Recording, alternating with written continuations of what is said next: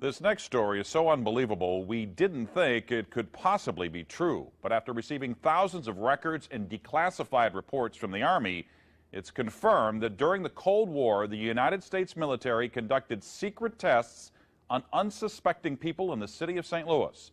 A local sociologist will make her findings public tomorrow, but she spoke first to the I-Team's Lisa Ziegman.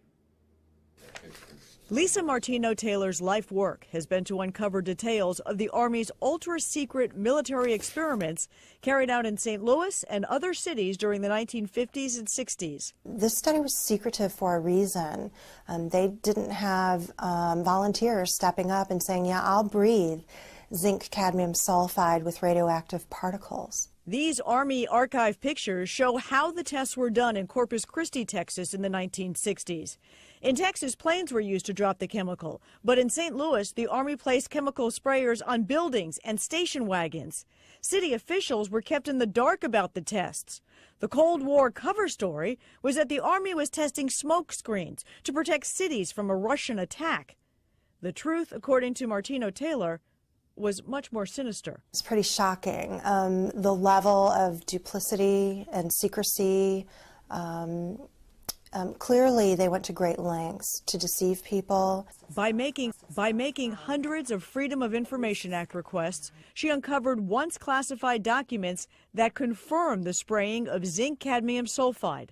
The greatest concentration of this compound was sprayed near the Pruitt-Igoe housing complex just south of downtown St. Louis. It was home to 10,000 low-income people, and an estimated 70% were under the age of 12. Martino Taylor claims they all unknowingly inhaled this compound morning, noon, and night so the government could measure its effects on their lungs. So this was in violation of all medical ethics, all international codes, and the military's own policy at that time. In 1994, then Congressman Richard Gephardt asked the Army to open its records and explain the St. Louis testing. We want to make very sure that nothing went on that would harm anyone and that all the facts are out on the table. Documents released in the 90s show the Army placed sprayers on this former Knights of Columbus building on Lindell and in Forest Park. The Army always insisted the chemical compound was safe. Martino Taylor believes documents prove otherwise. There's a lot of evidence that indicates that people in St. Louis, in the city, particularly in minority communities, were subjected to military tests that was connected to a larger radiological weapons development and testing project. For the first time, she links the St. Louis testing to a company called U.S. Radium, a company notorious for lawsuits involving radioactive contamination of its workers. United States Radium had this reputation where they had been found legally liable decades prior for producing a radioactive powdered paint that killed many young women who painted fluorescent watch dials. While the Army admits it added a fluorescent substance to the zinc cadmium compound, details of whether it was radioactive remain secret. Documents uncovered to date indicate the Army never conducted follow-up studies to see whether the compound caused long-term health issues.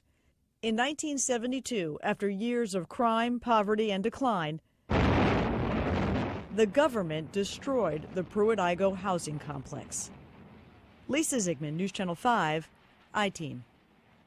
Now, the company U.S. Radium no longer exists. Martino Taylor has placed all of her research, including the declassified documents, online, and will link you to that data at ksdk.com. Now, she will make all of her findings public tomorrow at St. Louis Community College Merrimack campus.